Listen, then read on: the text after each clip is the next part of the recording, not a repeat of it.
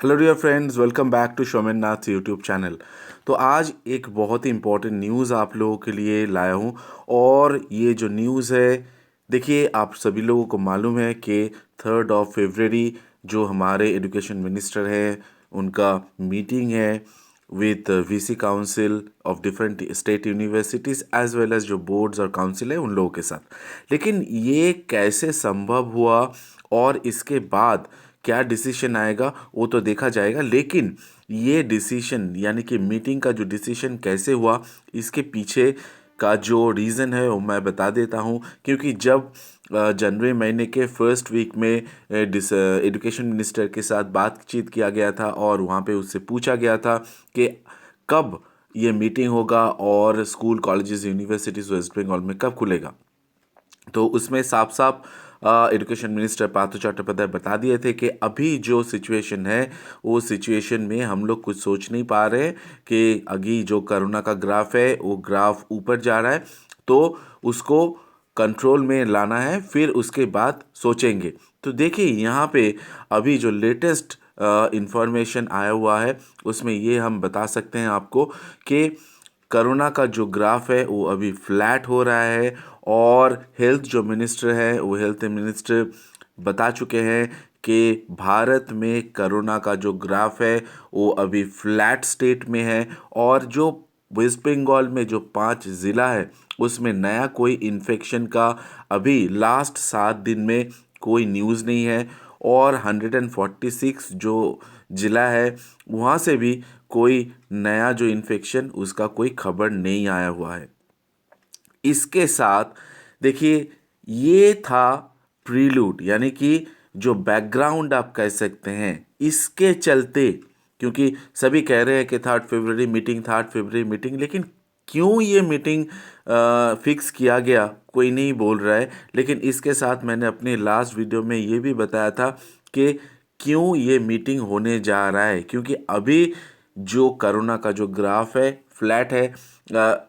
देखिए अभी फ्लैट है, बाद में क्या होगा पता नहीं। लेकिन अगर 3 फरवरी जो मीटिंग है उस मीटिंग में जैसे कि हम लोग जानते हैं कि एजुकेशन मिनिस्टर वहाँ पे रहेंगे और चेयरमैन की तरह वहाँ पे यानी कि वो चेयरमैन रहेंगे। और उसके साथ जो वीसी काउंसिल्स हैं, इसके अलावा जो बोर्ड्स हैं और अदर काउंसिल्स हैं, सभी लोगों ने एक साथ मिलके बैठेंगे और डिसीजन लेंगे। लेकिन हाँ, अगर इसके साथ अगर कोई आप लोग स्टूडेंट्स एक्सपेक्ट करते हैं कि कोई भी चैनल आपको बता देगा कि कैसे यूनिवर्सिटीज़ खुल जाएंगे और बहुत सारा न्यूज़पेपर्स बहुत सारा कुछ आपको दिखाने वाला है। लेकिन मेरा जो प्रेडिक्शन यही है कि देखिए, इतना जल्दी कोई यूनिवर्सिटीज़ और जो स्कूल है फुल्ली रेगुलराइज नहीं होगा।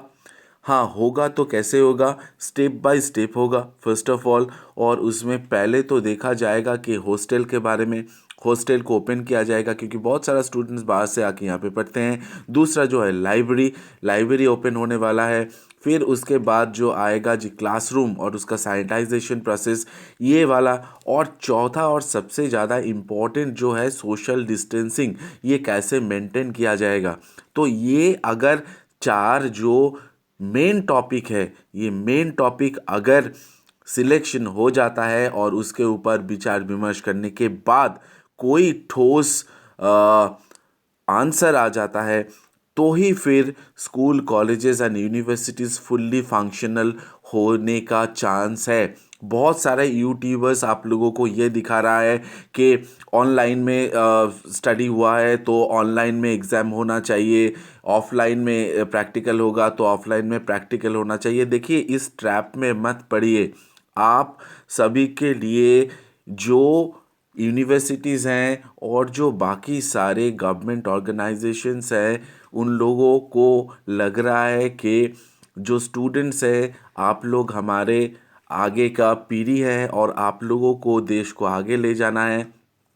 तो आप लोगों का सेफ्टी के चलते ये सारा मेजर्स लिया जा रहा है। कुछ यूट्यूबर्स चैनल है बहुत जो यानी कि पिटिशंस के ऊपर पिटिशंस, ये कीजिए वो कीजिए। देखिए, 2-3 महीने लेट हो सकता है। हाँ, मानते हैं हम लोग ये भी, क्योंकि जो स्टूडेंट्स हैं उनको फ्यूचर भी है। लेकिन अभी जो कोविड सिचुएशन है उसमें जितना सारा प्लेसमेंट्स है, प्लेसमेंट्स भी ठप पड़ा हुआ है। तो आप सर्टिफिकेट जल्दी जल्दी में लेंगे, उसमें कोई एरर आ जाएगा और फिर करेक्शन करने के लिए फिर से उसको देना पड़ेगा। तो इससे आपका कोई फ़ायदा नहीं होने वाला है। फ़ायदा किसका होने वाला है? फ़ायदा यूट्यूबर वालों का होने वाला है। वो आपको इमोशनल और ड्रामाटाइज करके आप लोगों को साइन कराएंगे, ये करो वो करो, हाँ, सो बहुत कुछ कराएंगे और उसके बाद उसका खुद का फ़ायदा उठाएंगे। लेकिन आप लोगों का कुछ फ़ायदा इसमें नहीं होगा। तो इतना जल्दी और हड़बड़ी मत कीजिए, ये मेरा सजेशन है। आप मुझे क्रिटिसाइज़ कर सकते हैं, लेकिन हाँ, बहुत सारा चैनल है जो ये कर रहे हैं। तो मैं नहीं चाहता कि हड़बड़ी में कोई काम हो, क्योंकि एग्ज़ाम, टैबुलेशन, मार्क्स कैलकुलेशन और उसके बाद जो बाकी सारा प्रिपरेशन होता है वो एक बहुत लेंदी प्रोसेस होता है। उसमें बहुत ही ये प्रिसीशन लगता है। और जो यूट्यूबर्स आप लोगों को भड़का रहे हैं उसमें, उन लोगों को मैं ये सिर्फ ये मैसेज देना चाहूँगा कि भड़काना बंद कीजिए स्टूडेंट्स को। जो नेचुरल कोर्स है उसमें जाएगा। हाँ, स्टूडेंट्स लोग अपील कर सकते हैं, आप लोग अपील कीजिए। लेकिन अपील करने के बाद आप लोग अगर एक पर्टिकुलर टाइम के अंदर जैसे कि कलकत्ता यूनिवर्सिटी में देखिए, आप हड़बड़ी मच गया, फिर बहुत सारा आंदोलन हो रहा है, अभी भी चल रहा है, ठीक है। लेकिन उसका रिज़ल्ट क्या निकल के आया? रिज़ल्ट निकल के आया कि जो रिज़ल्ट निकला था उसमें डिस्क्रिपेंसी आ गया। तो फिर उन लोगों का भी एक काम है, क्योंकि एक जो कोई मार्क्स एंट्री होता है तो उसको मेटिक्यूलसली करना पड़ता है। ये जो यूट्यूबर्स है, ये यूट्यूबर्स कोई टीचर्स नहीं है, कोई फैकल्टी नहीं है, कोई प्रोफेसर्स नहीं है। ये सिर्फ फुल टाइम यूट्यूबर्स हैं और ये फुल टाइम यूट्यूबर्स अपना जो काम है इसका सब्सक्राइबर बेस बढ़ाना और पैसा इनकम करना है, ठीक है। तो इसलिए आप लोगों को मैं ये सलाह देना चाहूँगा कि दिमाग ठंड रखिए। आप लोगों का ज़रूर कोई ना कोई हल निकलेगा। स्टेट गवर्नमेंट हो, सेंट्रल गवर्नमेंट हो, कोई भी गवर्नमेंट हो, आप लोगों के लिए वरीड है। जैसे कि बहुत सारा पिटीशन पहले आप लोगों ने साइन किए थे, आप लोगों को ये एश्योरेंस दिया गया था कि ये साइन कर दीजिए तो एग्ज़ाम नहीं होगा। लेकिन उसके बाद क्या हुआ? सुप्रीम कोर्ट का एक रेगुलेशन आया और आप लोगों को एग्ज़ाम में बैठना पड़ा, ठीक है। तो फिर ये जो है, ये किसी ट्रैप में, बूबी जो ट्रैप है, इस ट्रैप में आप लोग प्लीज़ मत पड़िए और अपना जो दिमाग है उसको काम पे लगाइए। और हाँ, आंदोलन अगर आपको करना है, यस, ये डेफिनेटली आप लोगों का जो है करिए। लेकिन जैसे कि एक पर्टिकुलर टाइम फ्रेम के अंदर अगर उसको आप बांध देंगे तो फिर जो रिज़ल्ट आएगा वो आप लोगों के लिए रिज़ल्ट या तो फिर डिस्क्रिपेंसी बढ़ा हुआ आएगा या फिर अच्छा नहीं होगा। तो इसके चलते आप लोगों को जो फ्यूचर में जो है प्रॉब्लम होगा, जॉब में प्रॉब्लम होगा, तो ये मत कीजिए।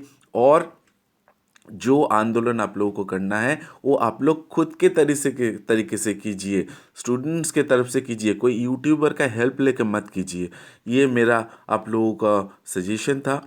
और हाँ, आप लोग मुझे क्रिटिसाइज़ कर सकते हैं इसके लिए, लेकिन जो लोग एजुकेशन फील्ड में है ही नहीं, उनको पता ही नहीं कि क्या हो रहा है और क्या चल रहा है, सिर्फ किसी जो न्यूज़पेपर कटिंग है उसको दिखा के और उसका जो है, क्योंकि आप लोग जानते हैं न्यूज़पेपर जो है वो भी अपना बिजनेस समझता है।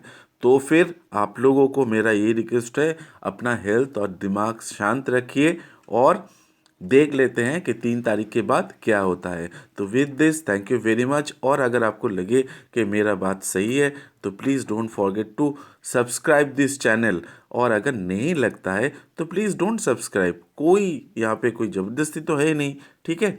तो thank you very much and like share comment.